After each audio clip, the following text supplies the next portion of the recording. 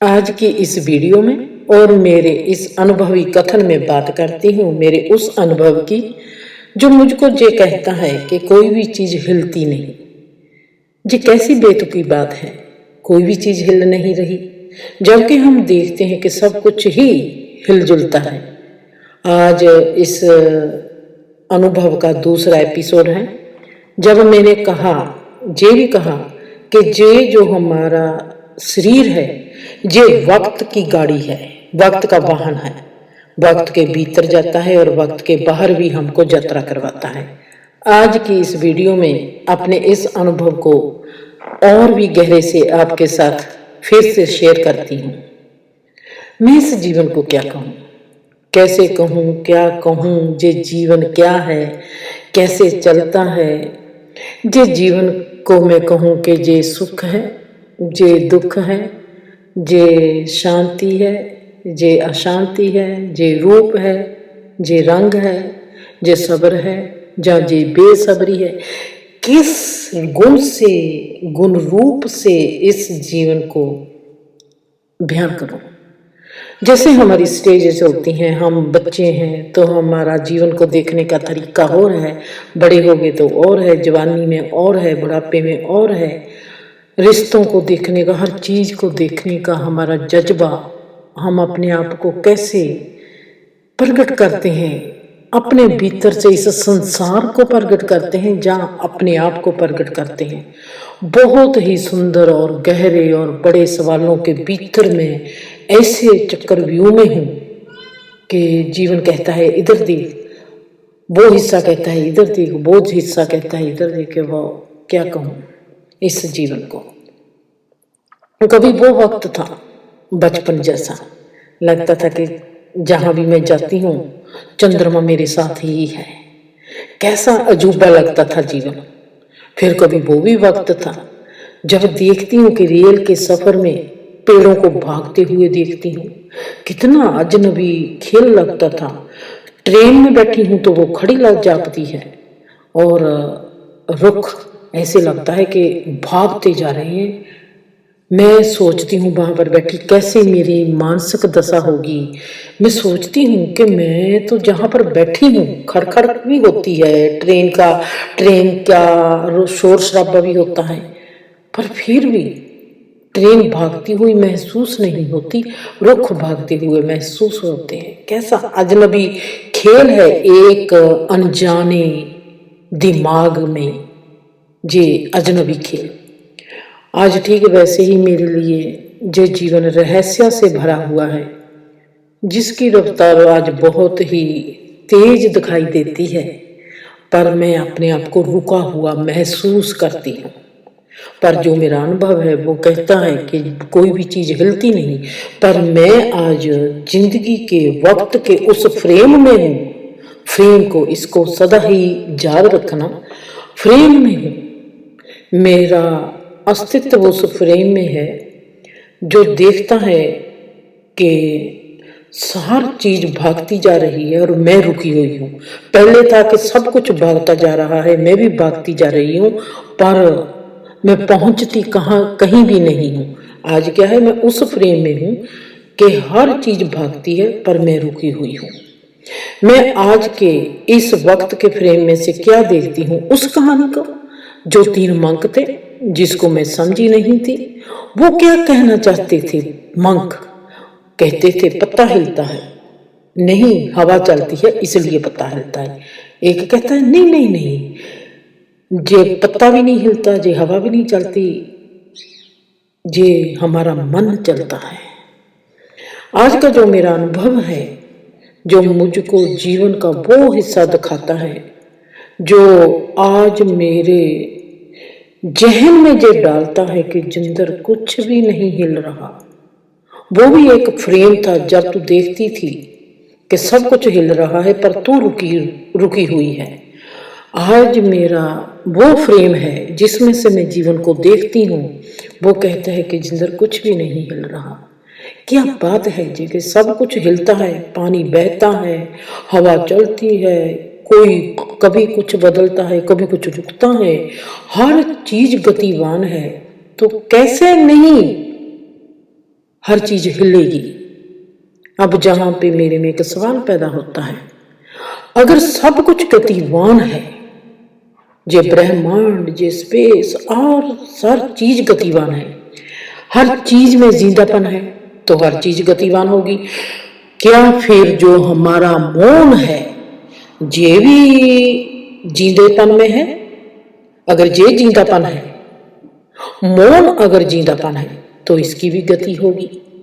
तो मौन की गति क्या है? जहां मौन की गति से पहले मैं आपको लेके चलती हूँ डेजावू।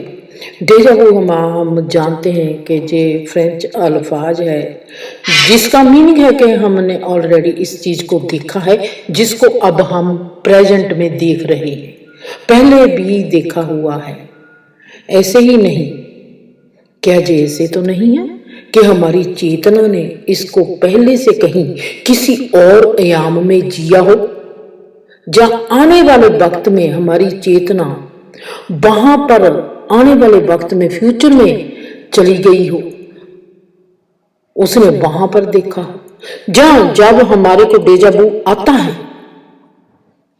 जे हम उस वक्त फ्यूचर में चले गए और हमारा शरीर प्रेजेंट में खड़ा है, हम फ्यूचर में चले गए। जे दो आयाम, दो काल मिलते हैं, दो काल जब मिलते हैं, वहां पर जो अनुभव होता है, वो अनुभव कैसा होगा? वो अनुभव होगा कि मैंने इसको देखा है, जब मैं इसको देख रहा हूं, वो हमारे में कंफ्यूज हमको कर देगा। इसको मैंने पहला देखा है, जब मैं इसको अभी देख रहा हूं। इसको नजर अंदाज नहीं करना, इस मेरे सेंटेंस को गहरे से देखना। डेजावू कहीं ऐसा तो नहीं है कि हम दो काल के भीतर खड़ गए हैं, फ्यूचर और प्रेजेंट।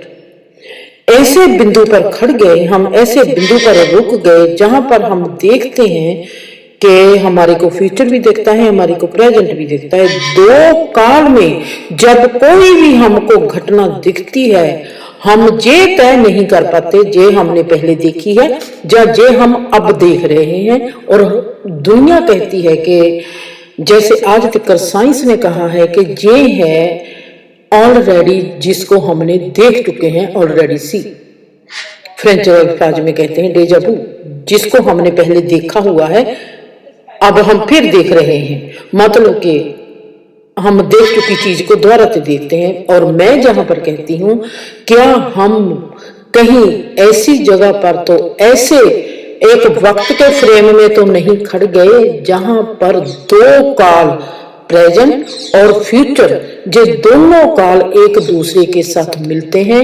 वहां पर जो भी हमको दिखाई देता है, उसको हम जान नहीं पाते। हमको लगेगा कि ये हमने देखा हुआ है। कहां देखा हुआ है, कैसे देखा हुआ है?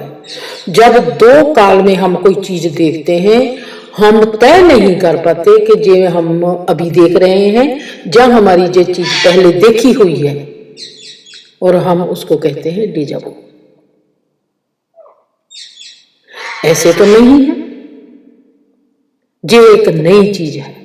चेतना के लिए कोई काल नहीं, कोई आकाल नहीं, कोई फ्यूचर नहीं, कोई पास्ट नहीं।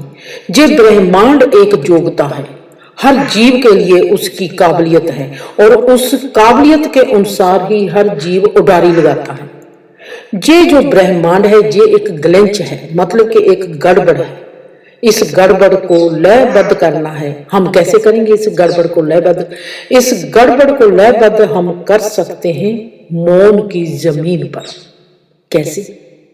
आज का जीना और आज का मेरा अनुभव, हम जहां पर करेंगे आदर्श सिद्धांत की बात, मतलब कि फ्रेम ऑफ रेफरेंस।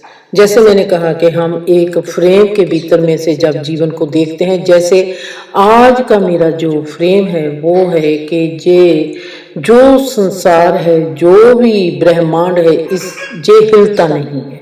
मैं इस फ्रेम में से देख रही हूँ और मेरा जीवन मुझको ये दिखाता है। और मेरे आगे ये सवाल है कि ये ब्रह्मांड में कोई भी चीज हिलती नहीं है। जैसे ये ब्रह्मांड मुझको समझा रहा है उसके मुताबिक ये जो हमारा शरीर है ये है एक टाइम गेट, जिसके बाहर की यात्रा वक्त में है, जिसके भीतरी यात्रा बिन वक्त के है। जब हमारे में मैं जन्मती है, उस मैं की छाया को, उसके साथ हमारी मैं के साथ एक चीज और जन्मती है, उसको कहते हैं वक्त। मैं उसको वक्त को कहती हूँ कि ये हमारी मैं की छाया है, जे मेरे पन की, मैं पन की, मैं हूं जे मैं पन की छाया है वक्त। जैसे मेरा आज का जीना वक्त के भीतर और वक्त के बाहर दोनों को देखता है और उनको समझता है, बहुत ही रोमांटिक यात्रा है और ब्रह्मांड के साथ बहुत ही सुंदर मुलाजेदारी को दिखाती है और मुलाजेदारी को निभाती है। अब हमने ये समझना है कि जो मौन है क्या ये गतिवान है। अगर ये तमाम ब्रह्मांड गतिवान है, पर मेरा अनुभव कहता है कि ब्रह्मांड कुछ भी, ब्रह्मांड में कुछ भी हिलता नहीं है। पर हमने देखना है, इस चीज को देखना है कि अगर कोई भी चीज हिलती नहीं है तो पर हम देख रहे हैं, अब हमने उल्ट बात करनी है। हम देखते हैं, मेरा अनुभव है कि कोई भी चीज गतिवान नहीं है।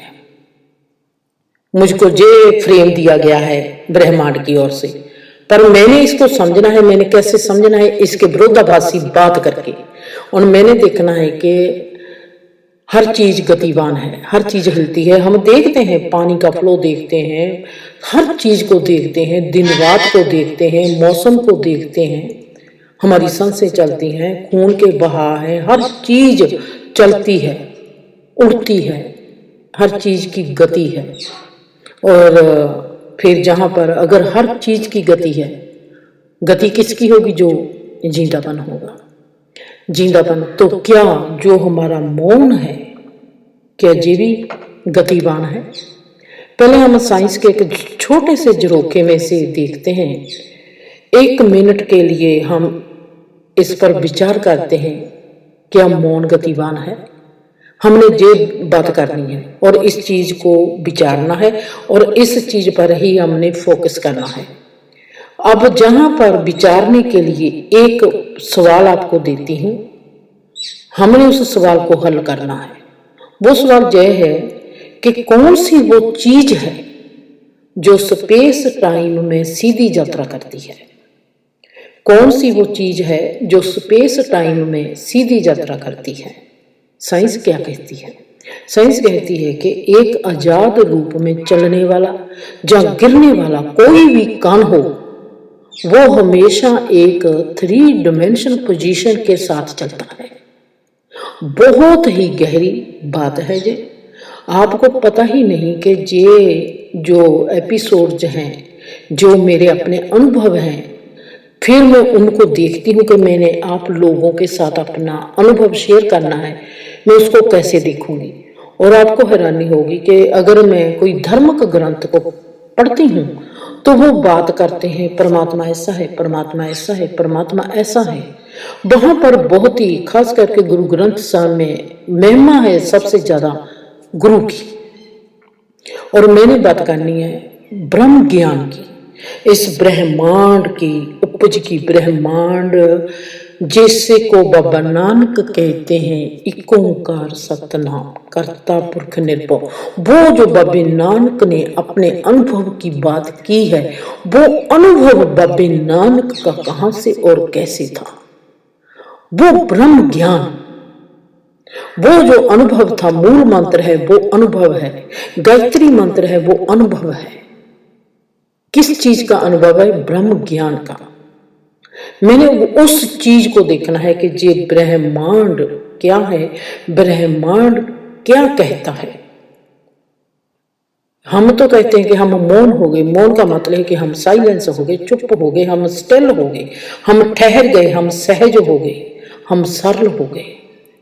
पर मैंने जहां पर सवाल किया है कि क्या मौन भी गतिवान है, फिर मैंने कहा कि इस बात को हम विचारते हैं। एक सीधा सा मैं आपको सवाल करती हूँ। वो सवाल है कि कौन सी वो चीज है जो सीधी स्पेस टाइम में सीधी यात्रा करती है। साइंस कहती है एक आजाद रूप में चलने वाला या गिरने वाला कण हमेशा एक 3 डिमेंशन पोजीशन पर ही चलता है। बहुत सुंदर, बहुत सुंदर। आप इसकी गहराई में भी जाएंगे, आपको ऐसा लगेगा कि अगर आप इस बात को भी समझ गए तो आपको ऐसा लगेगा कि आपने ब्रह्म ज्ञान की प्राप्ति कर ली। आपने अगर किसी सही ब्राह्मण को देखा होगा, ऋषि मुनि जो सही ब्राह्मण है, उनको अगर आपकी जिंदगी में कोई आया होगा, आपने उनको देखा होगा। देखो, हमने किसी भी जहां पर धर्म की बात नहीं करनी है, हमने बात करनी है सिर्फ शुद्ध ब्रह्मांड की और ब्रह्म ज्ञान की। ब्रह्म ज्ञान जो ब्रह्मांड है, ये सिर्फ एक इंसानों से ही सजा हुआ नहीं है, ये परिंदों, रुखों, पहाड़ों से, अनगिनत जीवों से सजा हुआ एक ब्रह्मांड है जिसका हम हिस्सा हैं। जहां पर हम सिर्फ धर्म की बात नहीं कर सकते, हमने जहां पर मैथ की भी बात करनी है, जहां पर हमने साइकोलॉजी की बात करनी है, जहां पर हमने साइंस की बात करनी है, टेक्नोलॉजी की बात करनी है, जहां पर बहुत ही विषय हैं, अनगिनत विषय हैं, अनगिनत जीव हैं जो इस ब्रह्मांड को बनाते हैं और उनके जरिए ब्रह्मांड में ज्ञान उपजता है। सिंपल सी सीधी सी बात है, जब मैं कहती हूं एक आजाद रूप से चलने वाला या गिरने वाला कोई भी जीव हो, कोई भी कण हो, वो हमेशा एक 3 डिमेंशन पोजीशन में ही चलता है। हमने देखना है कि मौन क्या गतिवान है। जहां पर हम फिर देखेंगे कि जो स्पेस में चीजें चलती हैं उनमें जड़ता होती है, और हम जमीन पर देखते हैं जिसमें जड़ता होती है, वो चीज जमीन के साथ जुड़ी हुई होती है, इसलिए उनमें जड़ता होती है और वो चल नहीं सकती। पर स्पेस में चीजें जो चलती हैं उनमें जड़ता होती है, मतलब कि उनमें ग्रेविटी नहीं होती, वो अलग तरह की जड़ता होगी, यानी कि वो एक सीधी रेखा में यात्रा करती है, क्योंकि वहां पर जड़ता होती है, वहां पर ग्रेविटी नहीं होती। वो उसको बस वो चलती है जब तक कोई ऐसा बल ना हो जो उसको रोके या उसको बदले, वो सीधी रेखा में चलती रहेगी। कण स्पेस में का स्वभाव क्या है और जमीन का स्वभाव क्या है, परमात्मा ने हमारे जो 5 तत्व है इनके स्वभाव को कैसे बनाया, जो जहां पर मेरे में फिर एक सवाल आता है। मैं जब देखती हूँ, अपने अनुभव को देखती हूँ, साइंस के झरोखे में से जाऊं और किसी फ्रेम में से, टेक्नोलॉजी के फ्रेम में से देखती हूँ, तो वहां पर मेरे में एक सवाल फिर आता है। ये जो स्पेस है परमात्मा ने बनाई है, इसको सीधा नहीं बनाया, इसको बिंगा नहीं बनाया, इसको खर्ब रूप में बनाया है, थोड़ा सा खर्ब। क्यों? आपने इस बात को भी गौर से देखना है कि ये जो हमारी स्पेस है, ब्रह्मांड है तमाम, ये खर्ब रूप में बना हुआ है, अंडे की शेप में बना हुआ है। क्यों अंडे की शेप में इसको क्यों बनाया गया, आपने इसको भी देखना। और जैसे मैंने कहा, एक आजाद रूप में चलने वाला या गिरने वाला कोई भी कण हो, वो हमेशा एक 3 डिमेंशन पोजीशन के साथ ही चलता है। क्यों? आपको मैं सवाल करूंगी, मैं आपको जवाब नहीं दूंगी, जवाब देखोगे आप, जैसे मैं बोलती हूं उसमें ही आपको जवाब मिलेगा। आपने जड़ बुद्धि नहीं पाना, आपने बुद्धि जीव बनना है।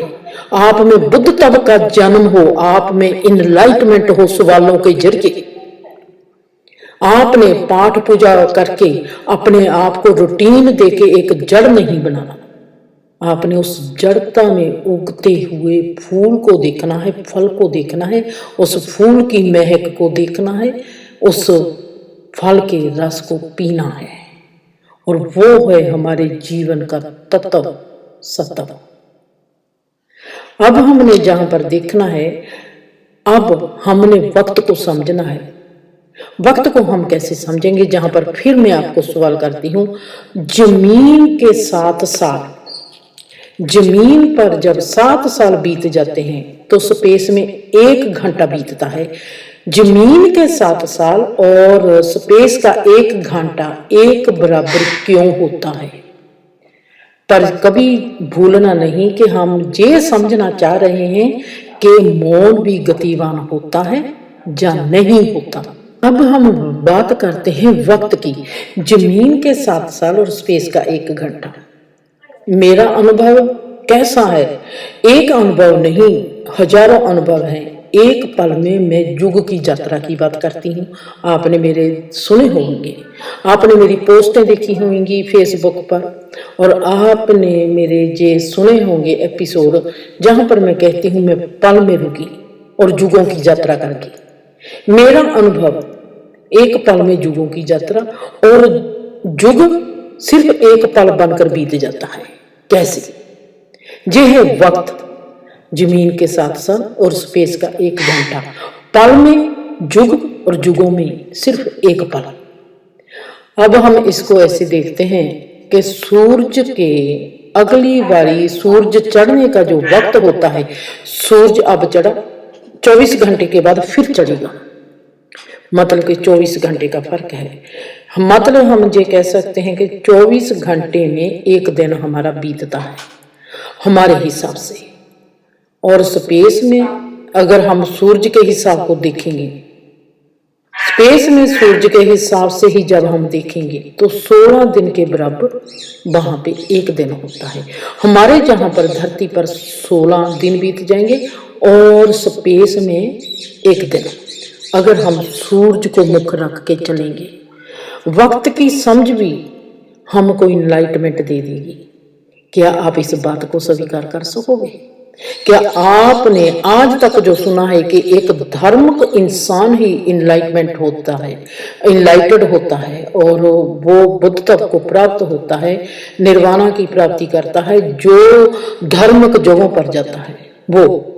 क्या आपने कभी ये नहीं सोचा कि कोई एक घर में बैठा कोई